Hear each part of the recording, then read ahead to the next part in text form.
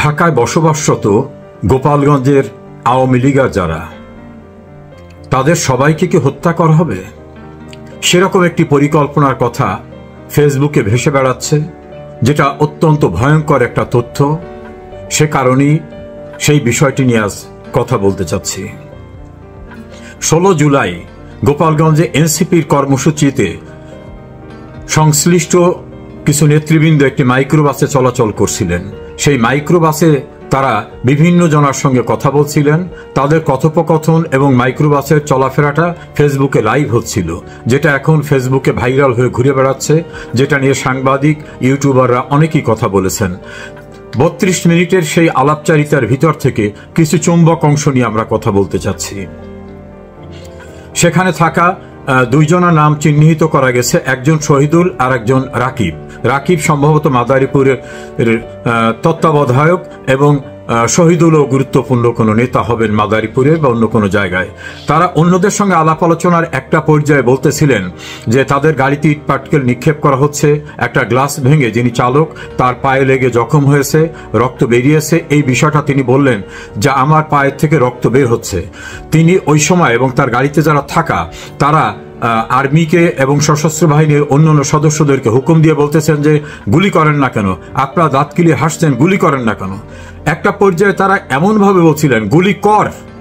এই গুলি কর শব্দটা, মানে কর শব্দটা কিন্তু কমান্ডিং অফিসাররা ব্যবহার করতে পারে তার অধীনস্থ যারা সোলজার থাকে তাদেরকে।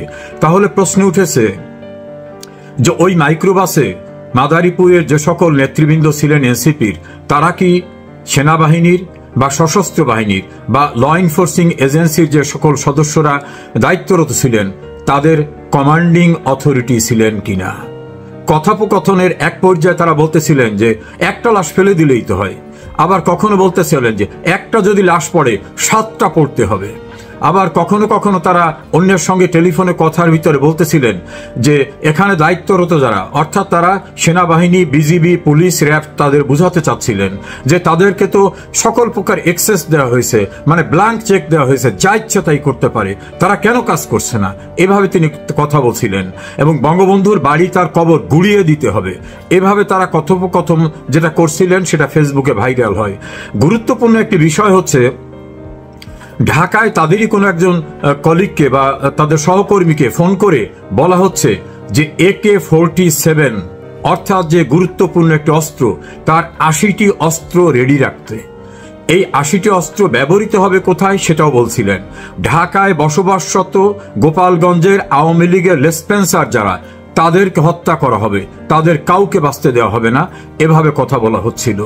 তাহলে প্রসঙ্গ উঠেছে যে রেডি রাখতে যখন বলা হলো, তাহলে AK-47 তো অত্যাধুনিক অস্ত্র, এইটা কাউকে ব্যক্তিগত নিরাপত্তার জন্য ব্যবহার করার ক্ষেত্রেও লাইসেন্স দেওয়া হয় না। পিস্তল, রিভলভার বা একটা শর্ট গানের লাইসেন্স দেওয়া হয়। AK-47 80টি অস্ত্র রেডি রাখতে বলা হয়েছে। দর্শক খেয়াল করবেন, AK-47 80টি অস্ত্র রেডি রাখতে বলা হচ্ছে, টেলিফোনে নির্দেশ দেওয়া হচ্ছে। টার্গেটটা কি? ঢাকায় বসবাসরত গোপালগঞ্জের আওয়ামী লীগার যারা, তাদের ভাষায় লেসপেন্সার, তাদেরকে মেরে ফেলা হবে, একটাও ঢাকায় বাঁচতে দেওয়া হবে না। এভাবে যে হুকুমটা দেওয়া হচ্ছে, এটা দেওয়া যায় কি না? যদি দেওয়া না যায় তাহলে আইনগত ব্যবস্থাটা কি হয়েছে? আর যে যাকে অর্ডার দিয়েছেন 80টি AK-47 অস্ত্র রেডি রাখতে, 80টি AK-47 অস্ত্র নিশ্চয়ই আছে অথবা ম্যানেজ করতে পারবে, তাহলে সেটা কোত্থেকে ম্যানেজ হবে? এই বিষয়গুলো নিয়ে কিন্তু ব্যাপক আলোচনা হলেও আইন শৃঙ্খলা রক্ষাকারী বাহিনীর পক্ষ থেকে কোথাও কোনো কথা বলা হচ্ছে না এ বিষয়ে। আরেকটি প্রসঙ্গ আসছে, পলিটিক্স কাকে বলে সেটার একটা আলাপ আলোচনা তারা করেছেন। যিনি কাছের দ্বারা, টুকরা কাছের দ্বারা আহত হয়েছেন, রক্ত বেরিয়েছে, তিনি অন্যদেরকে বলতেছেন যে গাড়ির থেকে নামার সময় কিন্তু সবাই ব্যান্ডেজ পরে নামবে, এবং এর সঙ্গে বলতেছেন এটা পলিটিক্স, অর্থাৎ সবাই ব্যান্ডেজ পরে নেমে দেখাতে হবে তারা সবাই আহত হয়েছেন। এই পলিটিক্সটা তারা দেখাতে চান সেক্ষেত্রে। এখন এই বিষয়গুলো নিয়ে অনেকভাবে অনেক আলোচনা হয়েছে, যে আলোচনার ভিতরে নির্যাসটা বেরিয়ে আসছে গোপালগঞ্জের 16 জুলাইয়ের ঘটনার বিষয় কি সরকারের গুরুত্বপূর্ণ সবাই জানতেন কি জানতেন না, কারো কারো প্রশ্ন। ঢাকায় যখন ভিডিও দ্বারা মনিটর করছিলেন আসিফ নজরুল আসিফ মাহমুদ সজীব ভুইয়া, জাহাঙ্গীর হোসেন অর্থাৎ 3 উপদেষ্টা এবং পুলিশ প্রধান গোপালগঞ্জের পরিস্থিতি তারা পর্যবেক্ষণ করছিলেন। কানে ফোন ধরে তারা বিভিন্ন কথা বলছিলেন। এটার দ্বারা প্রতীয়মান হয় যে তারা সবকিছু পর্যবেক্ষণ করে ঠিকঠাক মতো হচ্ছে কিনা, না হলে কি হুকুম দিতে হবে সে হুকুমও তারা সেখানে দিচ্ছিলেন। এভাবে সেটা চলছিল। তার সঙ্গে যুক্ত হলো এই যে ভাইরাল কথোপকথনটা, যেখানে বলা হচ্ছে যে ডিজিএফআই, এনএসআই, আর্মি তারা সবাই তো এর সঙ্গে সম্পৃক্ত, এভাবে কথা বলা হচ্ছে। আবার কোন কোন সময় হতাশা ব্যক্ত করে বলা হচ্ছে এরা বিট্রে করছে, এরা ঠিক মতো কাজ করছে না। অর্থাৎ গোপালগঞ্জে আর্মি, বিজিবি, তারপরে র্যাব, পুলিশ যে কাজ করছে তাতে এই কথোপকথন যারা করছিলেন তারা স্যাটিসফাইড না, তারা চাচ্ছিলেন আরো ভয়ঙ্কর কিছু হোক। ফলে তাদের কথোপকথন থেকে বেরিয়ে আসছে যে ডিজিএফআই, এনএসআই, আর্মি, পুলিশ সবাই এই বিষয়গুলোর সঙ্গে সম্পৃক্ত। আর উপদেষ্টাদের কথা তো আমি বললামই। ফলে গোপালগঞ্জের কর্মসূচি, গোপালগঞ্জের যে মেসাকার, এই মেসাকারের সঙ্গে সরকারের ঊর্ধ্বতন সবাই যে জড়িত, সেটার দ্বিতীয় দফা সাপ্লিমেন্টারি এভিডেন্স, মানে আরো সাক্ষ্য আসলো এই কথোপকথনের মধ্য থেকে। আমার কাছে যে বিষয়টা মনে হয়, একটি রাজনৈতিক দল তার কর্মসূচি করবে, তার প্রতিপক্ষরা সেখানে বাধা দেওয়ার চেষ্টা করা সঙ্গত না।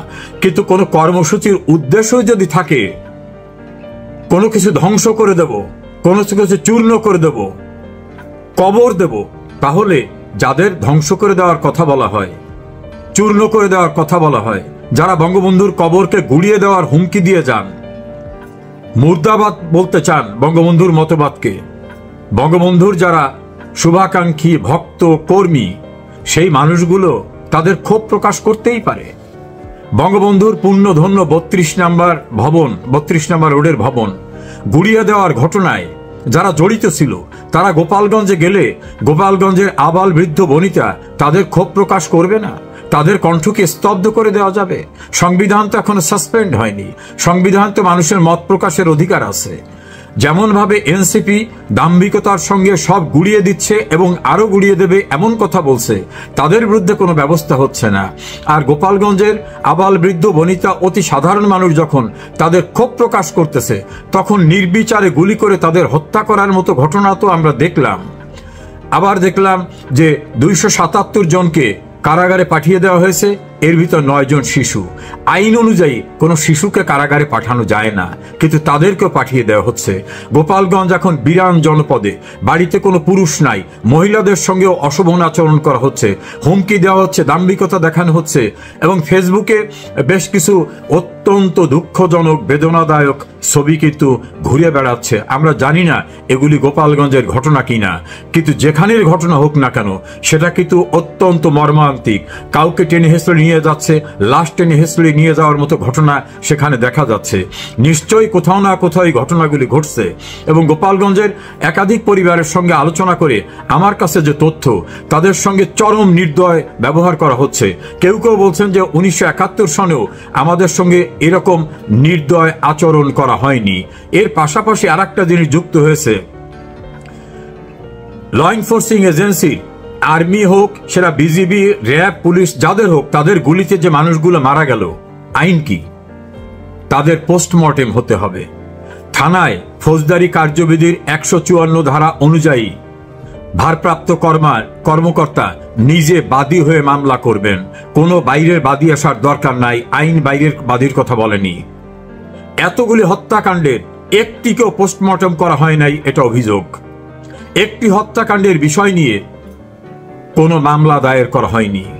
তাহলে আমরা কোথায় আছি? এটা কি একটা গণতান্ত্রিক রাষ্ট্র ব্যবস্থা? এখানে কি প্রশাসন আছে? এখানে কি সরকার আছে? এখানে কি আইন আছে? বঙ্গবন্ধুকে 1975 সনের 15 আগস্ট হত্যা করার পরে তার ডেড বডিও গোপালগঞ্জে এনে জানাজা ছাড়া কবর দেওয়ার চেষ্টা করা হয়েছিল, পারে নাই। কিন্তু ঢাকার থেকে তালাশ টুঙ্গিপাড়ায় এই উদ্দেশ্যে আনা হয়েছিল যে কেউ এখানে আসবে না, সেটাই কিন্তু বাঙালির তীর্থস্থানে পরিণত হয়েছে। ফলে গোপালগঞ্জে যাদেরকে নির্বিচার হত্যা করা হলো এবং পোস্টমর্টেম না করে পুলিশ প্রহরায়, র্যাবের প্রহরায় জোরপূর্বক কবর ঢুকানো হচ্ছে, এই নৃশংসতা কিন্তু ধর্মীয় দৃষ্টিকোণ থেকে পাপ। এই ভয়াবহ ঘটনা, কিন্তু শাস্তিযোগ্য অপরাধ, চিরদিন কারো সমান যাবে না। আজ হোক কাল হোক এই অপরাধ কিন্তু একদিন বিচারের কাঠগড়ায় দাঁড়াতে হবে। যারা অপরাধী, যারা ঢাকায় সবাইকে খুন করে ফেলতে চাচ্ছেন, যারা আর্মিকে কমান্ড করছেন, যারা গোপালগঞ্জে নির্মমভাবে হত্যাকাণ্ডের সঙ্গে প্রত্যক্ষ পরোক্ষভাবে জড়িত, তারা কি সঠিক কাজ করেছেন?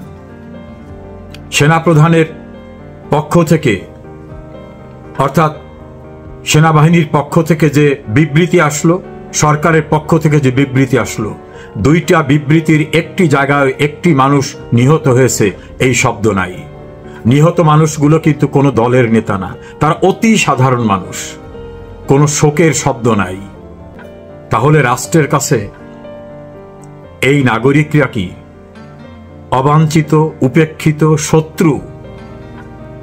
রাষ্ট্রের নাগরিকদের সবকিছু দেখার দায়িত্ব কিন্তু রাষ্ট্রের পক্ষে সরকারের। সেনাপ্রধান তো বলেছিলেন, আমি দায়িত্ব নিলাম, কোনো মব হবে না। গোপালগঞ্জে 16 জুলাইয়ের পরে এখন যা চলছে সেটা ভয়াবহ, সেটা বর্ণনা করার মতো না। এই অবস্থার পরিত্রাণ আজ হোক কাল হোক হবেই। এই অন্যায়, এই আইন হাতে তুলে নেওয়া, এই নির্মম হত্যাকাণ্ডের বিচার অবশ্যই হবে, দুদিন পরে হোক বা অতি নিকটবর্তী সময়ে হোক না কেন।